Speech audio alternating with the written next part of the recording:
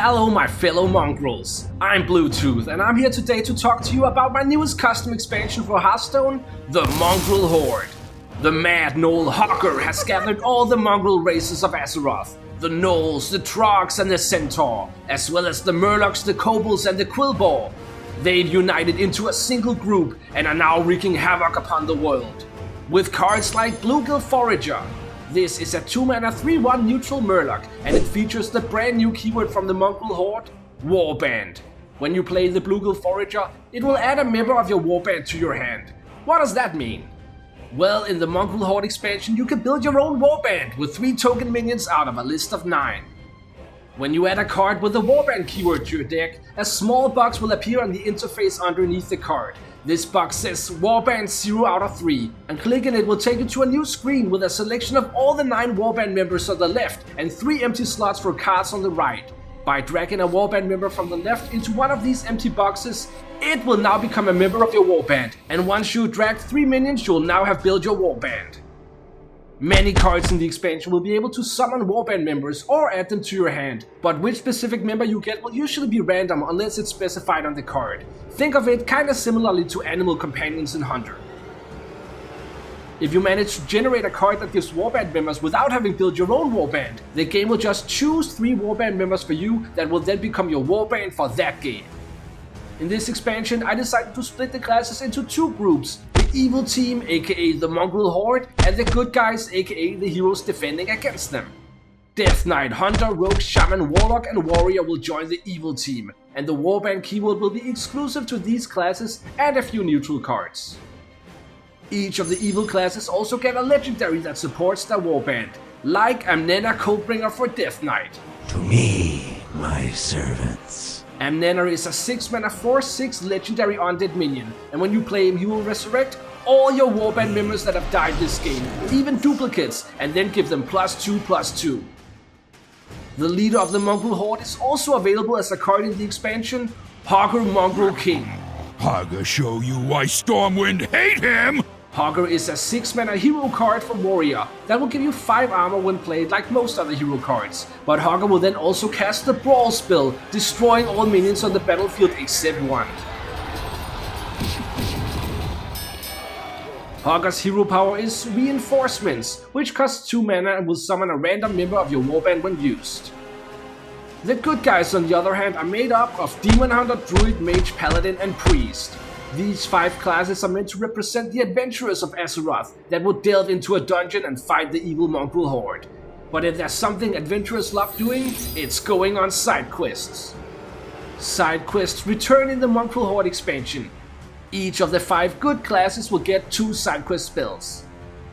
Like Report to the Abbey for Priest, which requires you to spend 8 mana on spells, and it will then reduce the cost of all spells in your hand by 1. Or Find the Cursed Relic for Mage, which requires you to draw 3 cards in a single turn, and it will then let you discover the 3 cards so you can choose one of them to copy. The spell will just count the first 3 cards you draw in a turn, and if you play one of them before finishing the side quest, you will still get to discover a copy when it's completed. But if you just can't get enough of side quests, you could also play the new neutral legendary, Marshal Dugan. Their forces have spread. We must not let them reach Stormwind. Dugan is a 3-mana 3/4 minion, and when you play him he will show you 3 minions in your opponent's hand and will then need to choose one of them. Dugan will then start a side quest spell that requires you to destroy the minion in any way, whether it's still in hand, on the battlefield or somehow in deck. As long as it's destroyed, this side quest will complete. The minion you chose will get marked with a visual effect that is visible to both you and the opponent while it's on the battlefield, but it's also visible to the opponent while it's in their hand, so they can decide not to play it, and you will definitely know when they do. Then once you complete the side quest, you will get to discover one of 3 amazing rewards, and if it's completed during the opponent's turn, you will just do the discovering at the start of your turn. You could pick Footman Tunic, which will summon 4 1/2 Goldshire Footmen with Taunt for 1 mana. Or you could pick Stormwind Guard Leggings, which will give a friendly minion +3/+3 and then give you 6 armor for 1 mana. Or finally you could pick Balanced Fighting Stick, which is a 1 mana 1/3 weapon that will deal 3 damage to a random enemy after every time your hero attacks with it. Dugan is the free legendary of the Mongrel Horde expansion. That means if this was a real expansion, you'd be able to log on and play with him right away. Anyway, enough about the good and bad guys. The Mongrel Horde also comes with another big feature, a brand new minion type, kobolds. Kobold minions are usually smaller minions and they will often have a bonus while adjacent to another kobold. Take a card like Candle Protector. This is a 2-mana 1/4 kobold, and as a baseline it will be just that, but once it's adjacent to another kobold it will gain +2 attack and taunt. This expansion will feature many neutral kobolds, but each class will also get one kobold minion that has some kind of bonus while adjacent to another kobold. Like Gastromancer for Druid. This is a 3-mana 2/4 kobold, and after an adjacent kobold dies while it's on the battlefield, you'll refresh 2 mana crystals.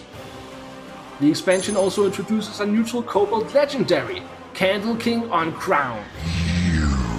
No take candle! The Candle King is a character who has returned from my very first expansion, Tales from the Broken Isles. Like his last version, this Candle King is a 6-mana 4/9 legendary kobold, and his effect is also very similar. But this version has stealth, and instead of taunt minions dying, Candle King Uncrowned will trigger his effect once 3 adjacent kobolds have died, and will then destroy all minions, including himself, and summon a 20/20 Devouring Darkness. This effect will be represented by 3 purple candles below the Candle King, each lit at first, but will extinguish one after an adjacent kobold dies. And when the last candle has been extinguished, Candle King Uncrowned will trigger his effect in a bright display.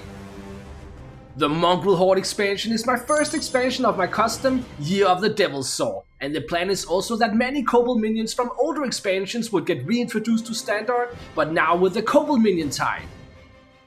The Mongrel Horde expansion also reintroduces a series of minions from the Forge in the Barrens expansion, Watch Posts. I've made 3 new Watch Posts that you'll be able to play in this expansion. I even made a small payoff to playing a Watch Post, E-Trick. Looks like it's time for a fight! E-Trick is a 7-mana 4/5 neutral legendary minion, and if you've played a Watch Post this game, E-Trick will summon all 3 Watch Posts from the Forge in the Barrens expansion. Well, those were all the cards I had for you today in this introductory video, but you can check out all 145 cards for yourself now!